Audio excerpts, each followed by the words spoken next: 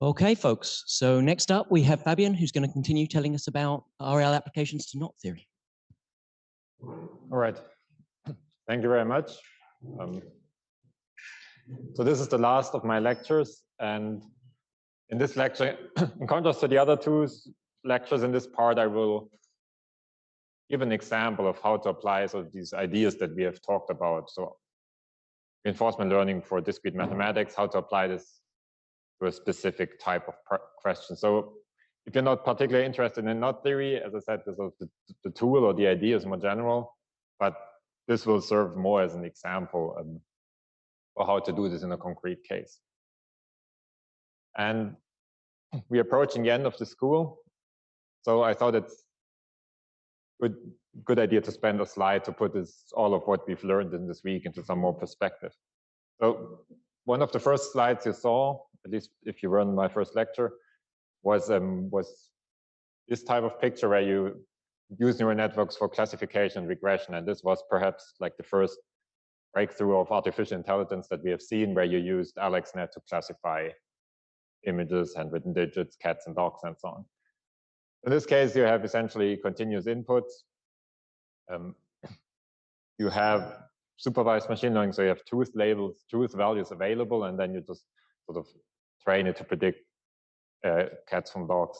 In this case, you're not interested, so at least in this case, you're not so much interested in this function. There will be, of course, if you think of let's say you have a megapixel worth of images, and in this megapixel image, each pixel can have a red, a green, and a blue value. And so you have essentially these three choices, and let's say you encode them in RBG space, so from 0 to 256. So you have 256 times 256 times 256 times a million. That's a huge number, and this is all the possible images that you can generate. And now within this huge space of images, so this image contains my face, your face, this blackboard, the first digits of pi, whatever, and it contains cats and dogs. And drawing essentially from this space of possible images, all images of cats and all images of dogs, you can imagine learning a function that sort of delineates what you would still call a cat and what you wouldn't call a cat anymore. But this function itself is, of course, I mean, first of all, neural networks are not interpretable, but also this space is kind of strange. So you're not really interested in this decision boundary in some sense. Second class of things you can do is just continuous optimization. And of course, this is essentially what led to the breakthrough of machine learning, that we could just do this extremely fast in huge parameter spaces. So we use this stochastic gradient descent to train our neural networks with million or billion dimensional parameter spaces, but of course, you don't have to use this on the loss landscape of a neural network. You can just, if you just have a continuous problem, you can just gradient descent the hell out of it until you find a local minimum with it. A variant of this was discussed in the lectures of Calabi-Yau manifolds. So we have this semi-supervised learning. We still have continuous inputs, the inputs on your the points on your Calabi-Yau. But in this case, we don't have any truth values. So we're still trying to optimize something. We're trying to minimize loss. So we're trying to minimize the, let's say, the Ricci curvature while still preserving some of the quantities. And as Magdalena pointed out, perhaps in contrast to these other cases, you're actually interested in the neural network itself. The neural network is the function you care about. You don't care about the output of the neural network is the metric, but you're interested in the object itself. And that's different from perhaps finding this decision boundary between cats and dogs. I mentioned a little bit of the class of generative models, and Miranda gave this nice talk about generative flows. In this case, the input can be discrete if it's words, or continuous if it's field configurations. You also don't have any labels available in this case. So this is also not supervised in some sense, but you have a notion of loss. So you know what you want to achieve. You want to translate a sentence from French to German or whatever. And or you want to sort of have something have a field configuration in weakly coupled or in uncoupled systems, in free systems that you can then translate into field configurations in coupled systems. Again, you're not interested in the function by itself. And these neural networks, I mean, yeah, the GPT has billions of parameters, so you won't be able to understand this function ever, probably. And then lastly, I introduced the problem of discrete optimization. So since in contrast to all of the other things, your input is discrete and your sort of the points that you get to are also discrete. So there's no stochastic gradient descent available. You just can't take derivatives of discrete functions. We also don't have any labels available. If I show you this Go board, I cannot tell you whether this is good or bad. I mean, I couldn't tell you because I'm not an expert in Go, but also, I mean, it's very hard to say sort of what the next best move is. Nobody knows this. Of course, if you knew this, the game would be boring. But you have a notion of what you want to do. You have a notion of you want to win the game. And this notion can be encoded in the reward structure. So you don't know how to get there, but you know what you want to achieve. And you cannot somehow do this with continuous optimization because it's discrete. And then the idea of still using neural networks and optimizing with gradient descent sort of means that you can phrase the problem in terms of reinforcement learning, and you still have all these techniques available. You have your neural networks, you can gradient descent, and you can sort of optimize this reward function or the accumulated rewards that you get. So this is essentially the training procedure that's happening there. So the idea is really just to use these powerful neural networks with a gradient descent on something that is discrete. And as I said, this works in principle for any discrete mass problem. So in mathematics, of course, you're very much interested in obtaining provable results. So in absence of you being able to understand what the neural network does and prove stuff from it, the class of questions that we want to address is pretty much of what NP problems are. So you have a problem, a decision problem, which has a yes or no answer. And you ask, so does the object O have property X? Let's say this problem is decidable, then the answer is yes or no. And we set up our algorithm such that it holds on the yes instances. But not only does it tell you, yes, it does have a solution, it tells you, yes, it does have a solution, and here's how you prove it. That's the idea, because then mathematicians can actually check this proof and see that what the neural network claimed is correct. We don't need to be able to interpret. We don't ask how on earth did you come up with the proof. And if you ever try to ask a mathematician this question, maybe it's also not a good idea there. But we want the truth certificate for the yes instances, and we don't care about the no instances. So if it doesn't have property X, it can just run on forever. And that's precisely what an NP problem is. You want a truth certificate for yes instances that you can verify in polynomial time. That's the definition of an NP problem. And of course, this requires you in some sense to not have to care about the no instances. And I will explain, for the second example, I will explain sort of why we don't care. Good. So here's the outline of my talk. I will explain how we phrase not theory problems as reinforcement learning problems. And then I will give two examples. One is the unknown decision problem. So that's deciding when you can untangle or not.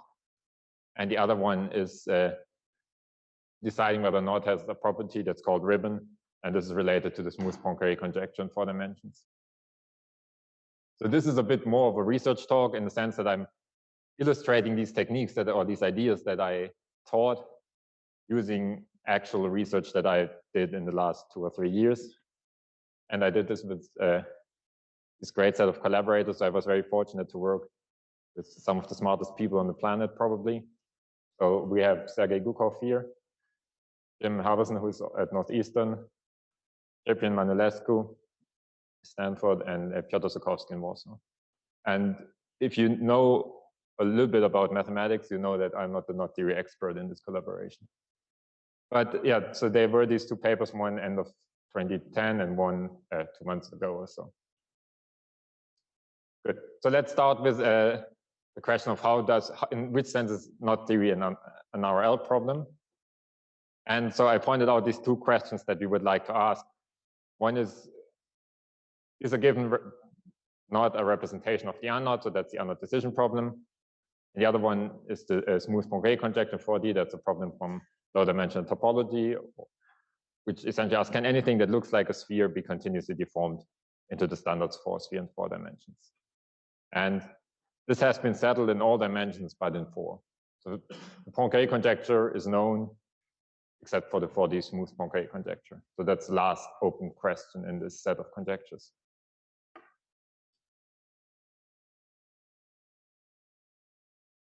So I showed you this picture, and this, of course, looks very much like a continuous process. And I told you before that reinforcement learning is used for sort of discrete actions. Also, this deformation of a sphere, this looks like a continuous process. So you might ask, so how is this even an RL problem? This seems to be something continuous. But the problem actually, at the level at which we care about it, is discrete. And you can discretize this untangling process, for example. And there's something that you worry about probably if and only if you're a mathematician. So mathematicians see these knots and then they ask, what if no non-trivial knots exist?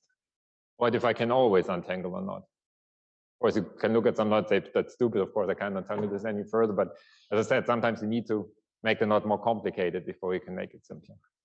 So mathematicians ask this question. And do even non-trivial knots exist?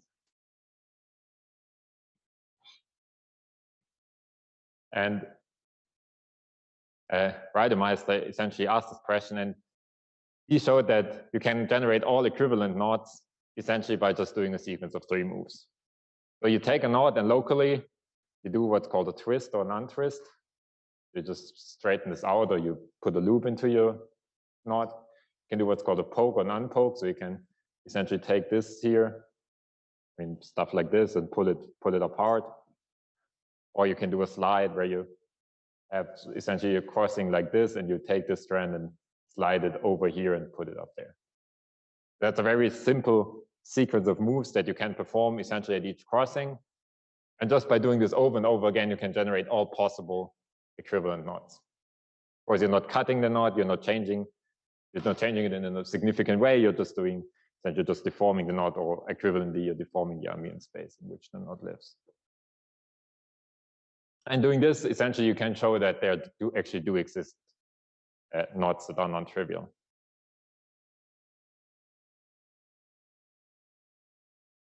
Okay, so the first problem I want to discuss is the unknot decision problem. And as I already said last time, we now need to worry about how do we even encode this knot. And there are many different ways of encoding it, and we chose the transformer architecture, and with it the representation of a knot in terms of a braid word. So a braid is essentially a representation of a knot. So the closure of a braid defines a knot. But in general, you can think of a braid just as an non-abelian group with some generator sigma I, where sort of sigma 1 means you're pulling this first strand over the second strand, and sigma 1 inverse would be you pull the first strand under the second strand. So I can essentially represent the knot as a closure of this braid, and this braid would now be represented by the generator sigma 1 because I pull this over here, then sigma 3 because I pull the third strand over the fourth, and then sigma 2 because I pull the second strand over the third. And now I have 2 relations of these braids. Of course, sort of whether I exchange the pointer.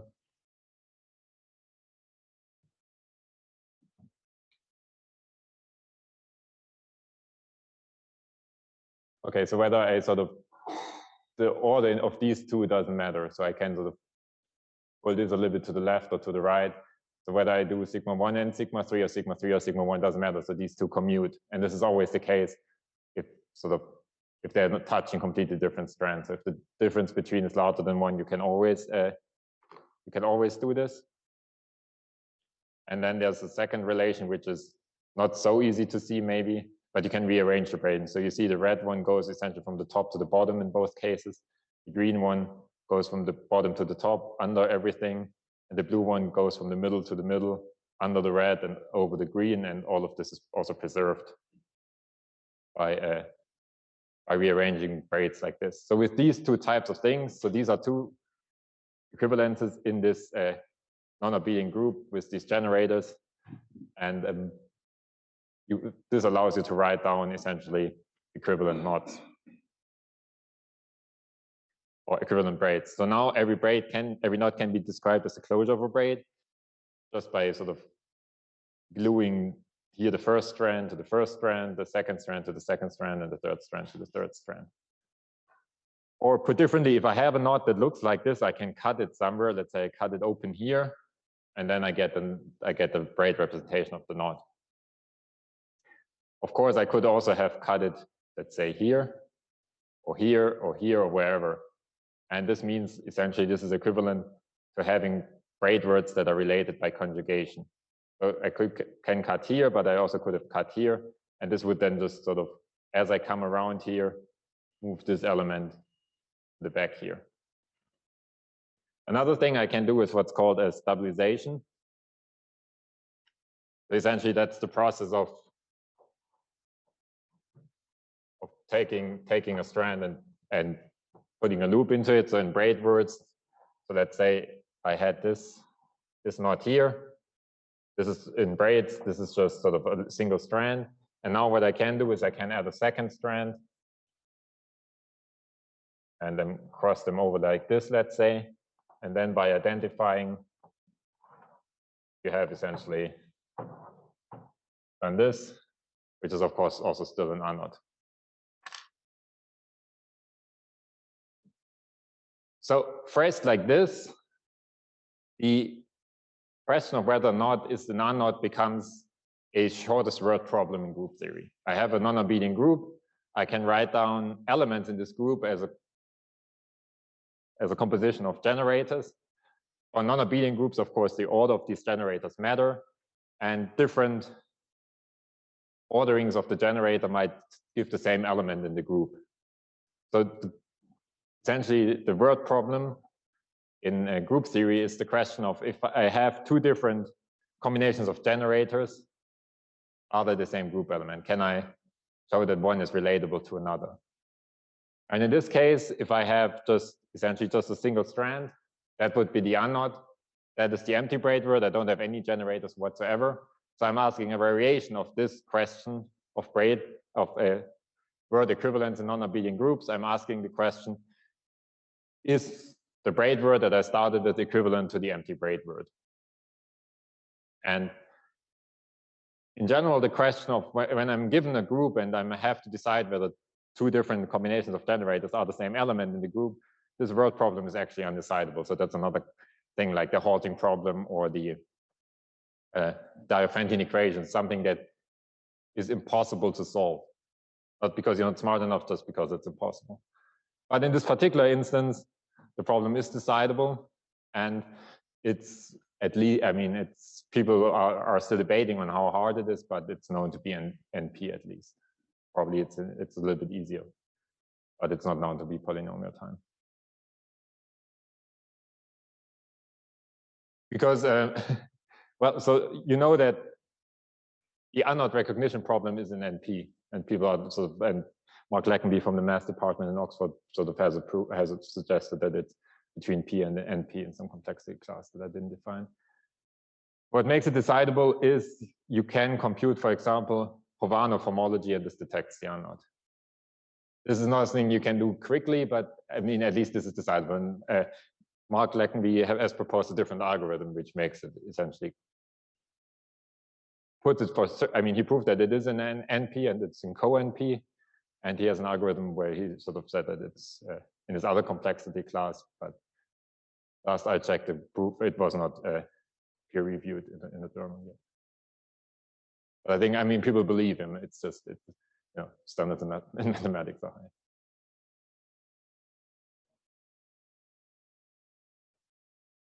This is known, yes. Good, yeah, so yeah, we will get to this. So there is a, yeah, so for knots, I can compute all sorts of invariants, and so stuff that doesn't change when I do these randomized moves, essentially. And one of them is what's called, you can assign a homology to it, a bi-graded homology, which is called Havanov homology, and I can compute this. And if this is trivial, essentially, you know it is the R-naught. And if it's not trivial, you know it's not the R-naught. You can take essentially the Euler characteristic, the Euler character of this homology, and this gives you something that's another knot invariant. It's known as the Jones polynomial. And it's an open question whether the Jones polynomial detects the R-naught. If you know a little bit about computing homologies versus Euler characteristics, you know that sort of computing Euler characters is much faster than computing the individual homologies because of if you take an alternating trace. So it would be very interesting if already the Jones polynomial was detecting the R-naught. People have checked up to knots with, I think, 23 crossings or so. And they've computed this knot invariant, this Jones polynomial, and they found that the only trivial one up to this is the only knot with Jones polynomial 1 and the normal normalization that they're using is the R-naught. But it's not known that there cannot be some other more complicated knot that has 1 and is not the R-naught.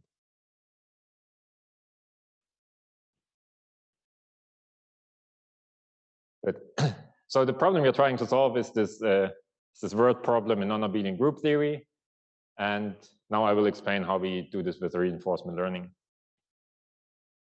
So we have the set of actions, and as we saw, sort of all I need is these Reidemeister moves, or in terms of braids, I need the braid relations and the Markov moves in order to relate two equivalent knots to one another. So these would be the actions in my space. And in practice, sort of this number of actions grows with the length of the braid word or the number of crossings of the knot. Because I need to specify essentially where I want to apply the braid relations. So these are n possibilities for the n different positions in my braid word. And I have to do this for the first, if I want to apply this first braid relation. If I want to swap two generators, I would need to apply it for the second. That's another n moves. And I need to specify where I want to conjugate, which was the other relation. So that's another n moves. So this grows very, very quickly. And also, as I said, in my experience at least, reinforcement learning works well if you have huge state spaces, but not big action spaces. So this big growth at the end was a bit of a problem for us. So we essentially found a better set of actions by composing these things into higher level actions that still allow you to produce all equivalent knots, but that essentially cuts down the number of moves you have to do. So the number of actions you have. And of course, by just changing the actions that you can do, you're completely changing the way that your agent navigates the state space. So it's not clear a priori that by choosing this set of actions, your machine can learn better what the game is actually about. So this is an extremely finicky type of question of what type of actions do you choose, how do you reward them, etc. And this makes actually reinforcement learning and make it quite challenging to actually sort of find a good representation and then also a good way of navigating this state space. Another thing that I should say, because there are always these questions about reinforcement learning versus genetic algorithms, for example. So this way of choosing actions, it's very important that you essentially go from you have a trace through your state space, just like in a game, you have a sequence of moves that sort of takes you from one configuration to the next. If I was to take, let's say I have found two paths that take me from the knot that I had to the R-naught, and I was essentially randomly mutating them or crossing them over, I would get actions that just don't make any sense. Because it would tell me to apply this braid relation there, but of course, after doing all these simplification moves, this braid relation might not even be applicable anymore. And if I mutate, also very often it would suggests something that's impossible at that point. At least with this formulation, I do not know how to represent this in terms of a genetic algorithm. And another thing is, once you've trained this neural network, it learns some heuristics on how to untangle things, and then it will sort of work for all knots, whereas a genetic algorithm, you'd have to train on each knot individually. If you even knew how to do it, as I said, I don't know how to do it. With this type of representation, it's actually not possible. Good. So our states are, so that's the actions. Our states are just the braid words. We zero pad them until they all have the same length, because our neural network expects sort of the policy, as I said, is a map from state space to action space. So it expects an input of a certain length. And if the braid word is becoming simpler and simpler, of course, it's becoming shorter and shorter. So we need to make it of length to n again, and then we feed it into the neural network. The reward is, well, we want the shortest braid word as quickly as possible. So we never reward the thing, we only punish it, and we punish it by the length of the braid word. So its punishment gets less and less the more crossings it removes, or the more generator it removes. And finally, if it reaches this point where it doesn't have any crossings anymore, it gets, and it actually does get a reward. But you don't have to. You could just sort of not punish it and would still be happy. That's how you trained it. And we use algorithms that use that need the policy network and the value function. We use 2 neural networks for this. The architecture is pretty simple: 3 layers, 200 hidden nodes, reload activation function. Input is the state in each case, which is, as I said, 2n, where n is the number of crossings, or the number of generators in some max number of generators of the braid word. And then the output, in this case, are n to the n plus 5 as a softmax. So there were n plus 5 actions, and this will just tell you sort of which action of these n plus 5 you should do next. And the state value function, remember, this tells you how good the state is, or this is guessing how good, or trying to approximate a function that computes how good the state is you're actually in. So what this does is it also gets the state here, and then it outputs a single number, which attaches a value to the state you're in. And the algorithm then uses this policy and the state value function to solve the Markov decision problem. Sorry? Yeah, the reward is, yeah, so yes. So if you started with a braid word like this, or if it reached this, the reward would be -1, because this has 1 generator, sigma 1. And if it now tells me perform, essentially add a sigma inverse here, perform a destabilization move, we take it to this. Now I have the empty braid word, but I would reward it with 0. So I'm just punishing it by the number of generators in the braid word. And I know if the braid doesn't have any words anymore, then I solve the unknown decision problem. And as I said, I also get truth certificates, because I can just record what it told me to do. It told me to do a destabilization, a stabilization move here, or it will tell me apply braid relation 5 at position 17. And if I had the knot physically in front of me, I could actually use this to untangle it. So not only does it tell me this thing is the R knot because it reached the terminal state, it records its actions on the way. It tells me the actions that it does. I can check that these actions are actually all valid and actually lead to the result. So this is the truth certificate that it produces for me, just the trajectory through state space. The policy itself tells me, essentially produces the truth certificate by recording the steps.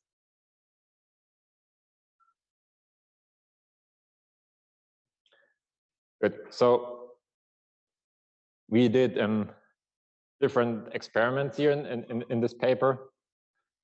And so let me explain what we did. So the first thing we did is we actually ran this as just a binary classification problem. As I said, this in and by itself is not useful.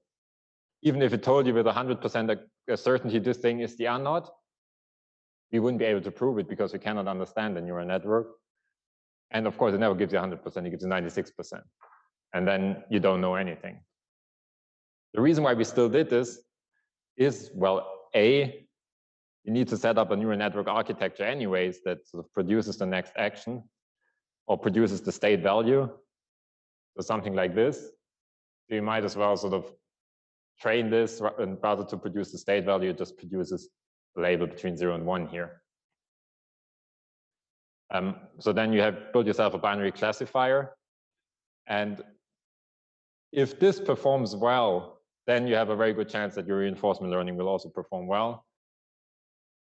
And conversely, in my experience, if it performs badly, it also means that your reinforcement learning will not have a very good chance of working. So this is a good zeros order cross-check. This is much, much faster. I mean, setting this up can be done in a few hours, days, I don't know, but in a tiny fraction of the time that it will take you to get the reinforcement learning going. So this is a very good cross-check. And we did it here for the unknown decision problem, and we found that depending on the number of crossings, it performs well in 95% plus of the cases. So it is able to tell a knot from an unknot in, I don't know, 95 to 100% of the cases.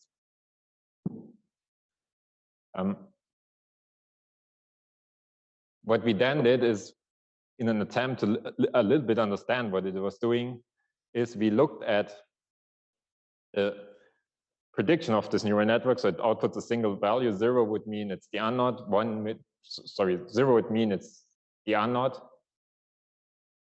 Wait, which one is it? No, 1 means it's the unknot. 0 means it's not the unknot. And then we computed for the different knots that we gave it. We computed these knot invariants, and one of them is this Jones polynomial, which is, as I said, trivial for the unknot and not known to be trivial otherwise. And all knots that people have seen, the Jones polynomial is just some complicated polynomial if it's not the unknot. And then what we plotted here is essentially the maximum degree of, or the absolute value of the maximum degree of the Jones polynomial versus the output of the neural network. So the closer it gets to 0, the more certain this thing is that the knot is not the unknot. So this is a log scale. So down here, it's outputting already 10 to the minus 17. And you see this somewhat linear relation between the highest degree in the Jones polynomial and how certain the neural network is that the thing is not the unknot, which is very interesting because, well, sort of the less trivial the Jones polynomial is, the more the far further away in some sense the knot is from the unknot. But of course, we never taught this thing anything about Hovanov homology or Jones polynomials or whatever. We just trained it with pictures or with braid words, and somehow there out comes this linear relation between non-triviality as measured by the Jones polynomial and the certainty with which the neural network predicts that a given knot is not the unknot. Down here is the reinforcement learning agent, and we tried different one of them, and I think you played with a few different ones yesterday in the tutorial. So our baseline comparison always is a random walker.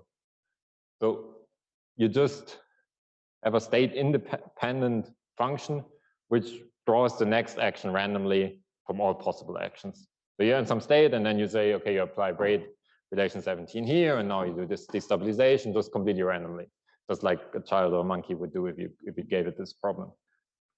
And you see that sort of, if you have very short braids, you still sort of solve this in 70% of the cases, but then it goes down exponentially. We tried a different algorithm, which is called A3C, asynchronous advantage actor critics. So actor critics are a whole class of models, and asynchronous means you have multiple agents that you drop into the environment, and they sort of explore it asynchronously and report back to this main policy neural network, which sort of takes what these different agents have learned into account. And then there's something that's called TRIPO, that's trust region policy optimization, which is another variant. It essentially uses a line search for some of the things that enter in the Markov decision problem. But in any case, you see that the reinforcement algorithms perform much better than just doing it randomly. And interestingly, the triple algorithm actually sort of had an 80-something% success rate across many different number of crossings in the knot. So up to 100 crossings, or well, the point is at 96, it still performed at the same level. It had constantly very good performance, and we were kind of surprised. But you can also see sort of up here that even with high number of crossings, the binary classifier worked extremely well. So so these two images are consistent in some sense.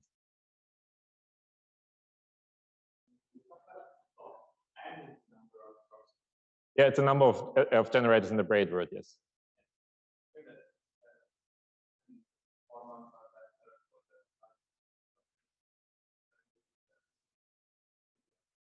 No, that's it. Yeah.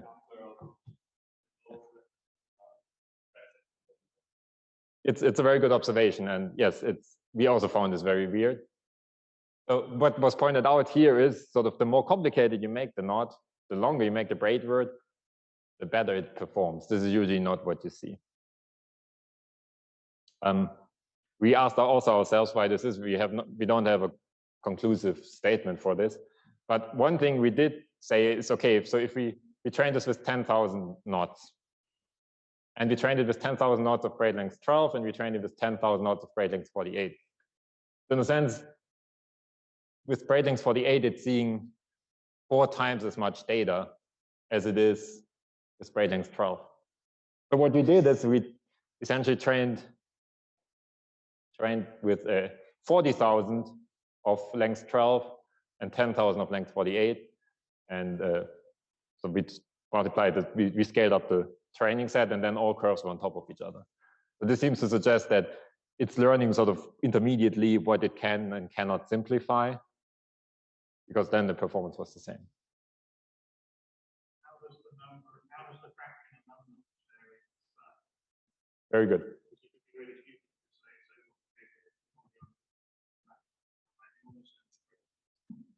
Yeah, that's an excellent question. So what was even the distribution, or how do we even generate this? I told you there's no known algorithm, no fast algorithm to decide whether a knot of length 48 is the unknot. So that's essentially what we have to do is we start from the unknot, and then we just sort of make it more complicated. We tangle it. It's like putting your headphones untangled in your suitcase. Next time you pull them out, they're tangled. So that's essentially what we did here. And then of course you have to avoid that the network maybe just picks up the tangling moves that you did. So what we then did is we randomly, so we didn't start from the unknot, but we started from a random braid word, and we did the same set of manipulations to somehow avoid that the neural network is just picking up, so it can somehow find a trace of us tangling things. So we tangled both of them, but we started with sort of, one time we started with the unknot and tangled it, and the other time we started some non-trivial knot and tangled it. Up to this braid length using 1,000 random manipulations like these Markov moves and so on. And then we generated a data set which had 50% unknot and 50% knots in them, which were just tangled up stuff, so such that it has length 48. So this was how we generated the data set. Yes. No, I didn't say that. I was very careful to say. You think they did? Is there any evidence that it has knowledge of cohomology? Yeah, so we didn't. So the question is if it learns the Jones polynomial, did it even learn the Hovhanov homology? And I didn't compute Hovhanov homology and check what was going on there. I mean, of course, this might also have a simpler explanation, at least sort of. I mean, the more complicated the knot is, the easier maybe it is to see that it is not the unknot. Although it's not for humans, we tried this. We showed these randomly generated braids to humans and asked them, is this the unknot or that? And humans are bad at this. The machine is very good at it. But it might still be that it picks something up. I don't know why there's this linear in log space, this somewhat linear looking thing. I have no explanation for it.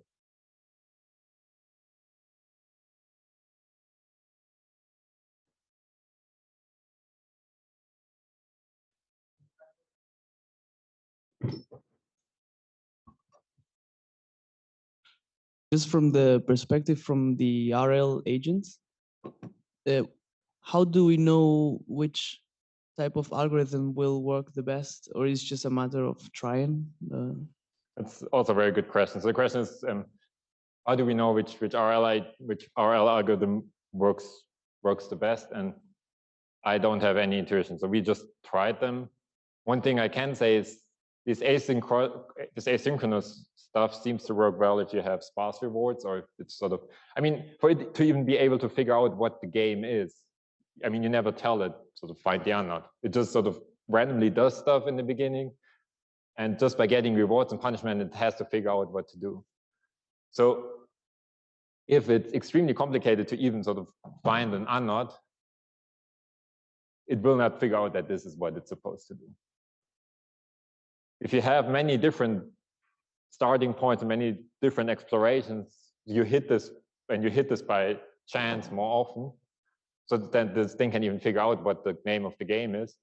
That can be helpful. So I could imagine that A3C would work better in a case where this was extremely hard to find in some sense.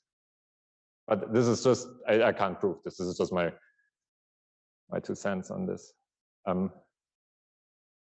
Yeah, it's also, I mean, I'm not claiming that this is the best you can possibly do even with A3C. You can always, there are so many hyperparameters in the game that you can tune and maybe you could achieve better performance. But this, this worked incredibly well almost out of the box. Probably you can also improve, certainly can also improve this from 80% to, I don't know, 95 or whatever. But yeah, it's unfortunately unknown to me how to decide which algorithm works best.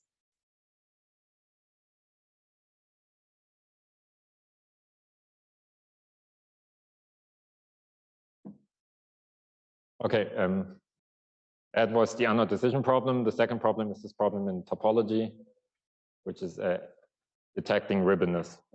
And I'm running very short on time, so I will have to skip a few things here, but I will sort of set up the problem and show you the result. So the problem is we are interested in not the unknown decision problem now, but in the slice decision problem. So remember, a knot, you can just think of it as being a circle that lives inside R3 or S3. And then you can ask this circle, does it bound the disk in the 4-dimensional ball of which the 3-dimensional sphere is the boundary? So you bet the knot at the boundary of a 4-dimensional ball, and now you take a disk that lives in this 4-dimensional space and you ask, does this bound a smooth or locally flat disk? And this problem sounds kind of simple. Well, of course, you cannot picture 4 dimensions, but other than that, this sounds very simple. But it's related to many open and long-standing problems. So one is the so-called slice ribbon conjecture, which asks whether every slice knot is a ribbon knot. And I will explain what these things are, what a ribbon knot is. And then there's, of course, the smooth Poincare conjecture, which asks whether every 4 sphere is diffeomorphic to the standard 4 sphere. And the way you can study this is, again, so if you want a set of moves that allows you to relate the knot that you don't know, some quote-unquote invariance that tells you sort of, I don't know whether this knot has the property, but I can deform it to some knot that I know has this property. So I can perform, or not deform, I can perform these moves, which are called slice or concordances. And by performing these set of actions, if I can reach the unknot obviously bound to disk, is bound to disk in two-dimensional space already. So then I'm done. Then I know that my knot actually is a slice knot. And again, so the name of the game becomes to choose these type of actions that I can do, these manipulations that build concordances. Concordances are like a special class of Bordisms, such that if the knot is concordant to the unknot, I know it's sliced. And if it's not concordant to the unknot, then it's okay if the algorithm runs forever. So it's exactly the same setup. Discrete set of actions. It goes through these actions. It produces a truth certificate and halts if it is sliced, and it doesn't do anything if it's not sliced. That's the setup. Sorry? This picture? Okay, so this picture is the simplest slice knot. So forget about the red thing, yeah? Or forget about the interior. If I just think of the black curve, this is a knot that's embedded in S3 that's drawn in a particular way. And this thing now bounds a disk. This is this red. This is this reddish thing. It bounds this, but this disk is intersecting. But it's intersecting in 3 dimensions. What the color encodes is sort of how deep you pull this thing into the 4th dimension. And you see sort of this intersects here, but it intersects in the white. So you can pull this in 4 dimensions. You can sort of it's not intersecting in 4 dimensions. So this thing is a proper smooth slice disk, and this knot is slice. Yeah, it's my shortcoming of being able to draw 4 dimensions. But it's not, I mean, it's not intersecting in 4 dimensions. But I will actually skip this in the interest of time. Good. So now we need, again, a database of interesting knots, or we need to generate the knots that we are interested in. And Cyprian, so one of our collaborators, together with Lisa Picarillo, they generated a bunch of very interesting knots. So actually, so there are 3 knots in this picture here: the red one, the green one, and the blue one. The red one, and sort of these A's tell you essentially how you tangle them up here. These A, B, C, D, E, F. And the red one is just important, it's very important for the construction, but it's not important, it's not fed to our algorithm at all. So we feed our algorithm 2 knots. We feed it the green one and we feed it the blue one for different values of B, C, D, E, F. And what they showed is if the green one is slice and the blue one is not slice, or the other way around, then the smooth Poincare conjecture is false. Now we have a problem, very concrete proposed counterexamples to the smooth Poincare conjecture. And essentially the way they constructed them here is they seem unrelated enough, the green one and the blue one, so that perhaps other than the smooth Poincare conjecture, there's no reason to believe that either both should be sliced or none of them should be sliced. So all we have to do is now we feed this thing to our algorithm and we ask it, is it slice? And we wanted to say, yes, it is slice, and here's how you prove it. If it's not slice, well, then as I said, the algorithm doesn't need to output anything and it won't output anything. But there are topological invariants you can compute that will tell you if a knot is not slice. So if one of these knots is not slice, we know we can hopefully figure it out by computing these knot invariants and checking that they are not 0 or whatever. We know it's not slice. For the other one, we don't know, because similar to the Jones polynomial, just because this invariant is 1 doesn't tell you that something is the unknown. Similar to this one here, you can compute an invariant. If it's 1, you know it's not sliced. If it's 0, it could or it couldn't be sliced. You just don't know. In these cases, then we feed to our algorithms and we check. And so we did this, we performed these checks. And essentially, within 5 minutes, we found that a huge chunk of these potential counterexamples are not counterexamples. They are both slice in this case. And we were left with a few others, and we could essentially rule out all of these potential counterexamples except for 2 with this algorithm. So out of these 3,375 potential counterexamples, 2 are left. And so Cyprian thinks that maybe sort of this way of, so you cannot construct a counterexample, maybe this might be indicative of the fact that you cannot construct a counterexample in this way. Or perhaps, of course, the smooth Poincare conjecture is true, in which case you can never construct a counterexample.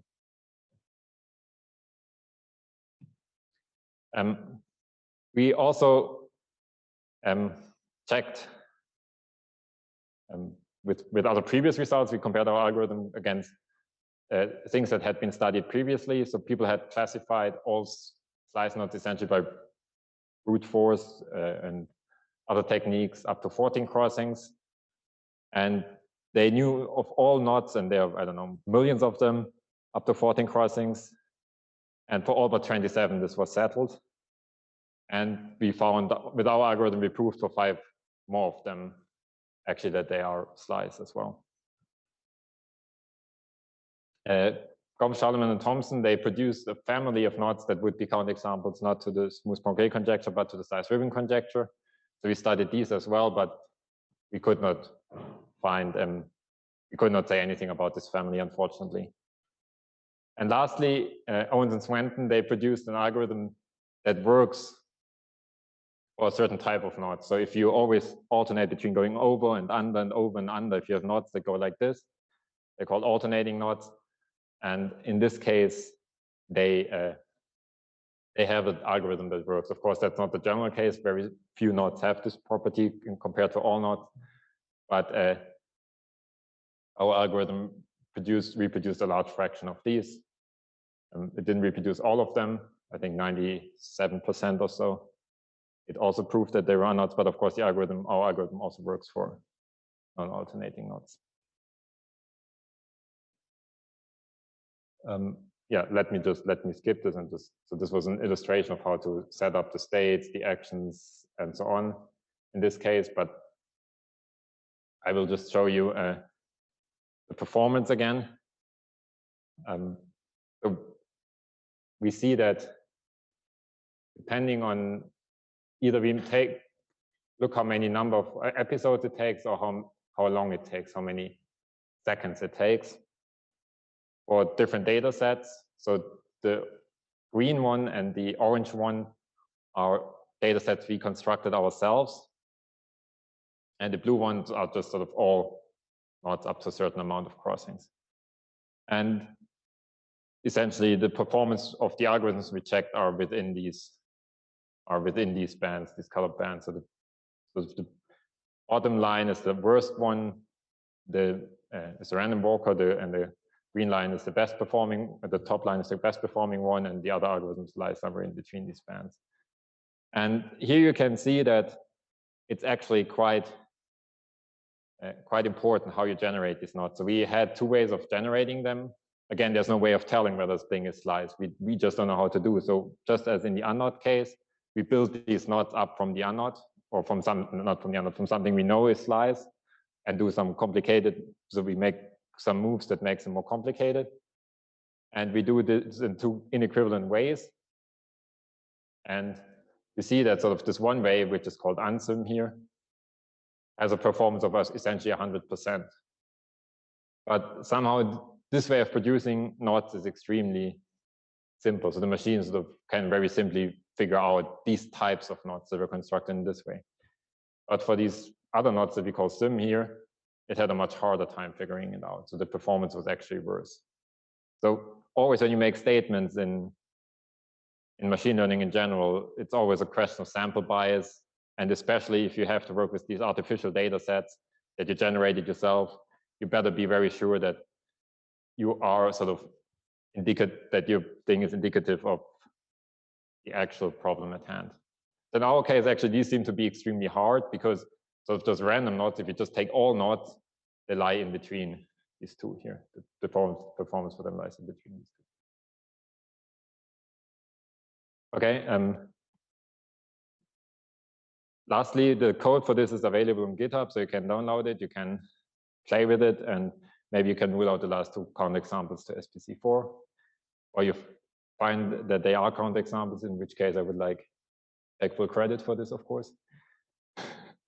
Yeah, so that's the GitHub link, and if you stick around till the end, you get two positive reinforcements.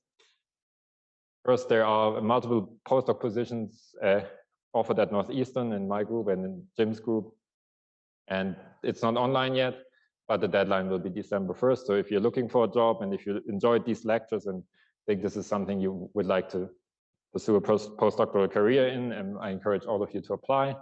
And if multiple postdoc positions at Northeastern are not enough, there are also multiple postdoc positions at IFI. That's a typo, I'm sorry. An I missing.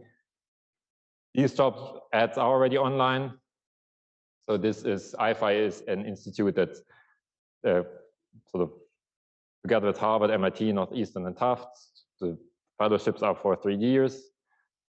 You would be based physically at MIT, but you could work sort of with scientists from all of these, and you're encouraged to do so. And the deadline for this thing is coming up in October 10th.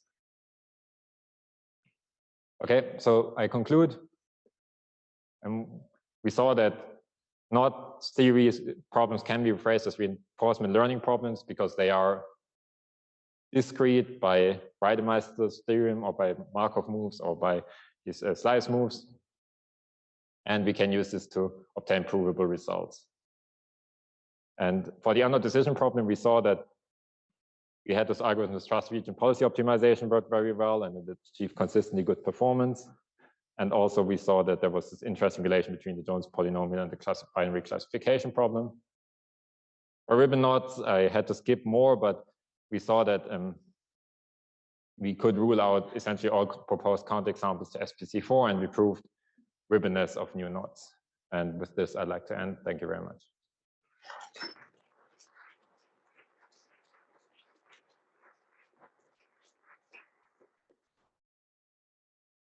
That would be any questions?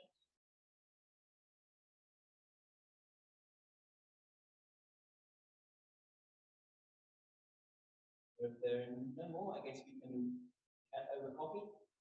What time do we? Back at 12:30. Thanks, Fabian, again. Thank you.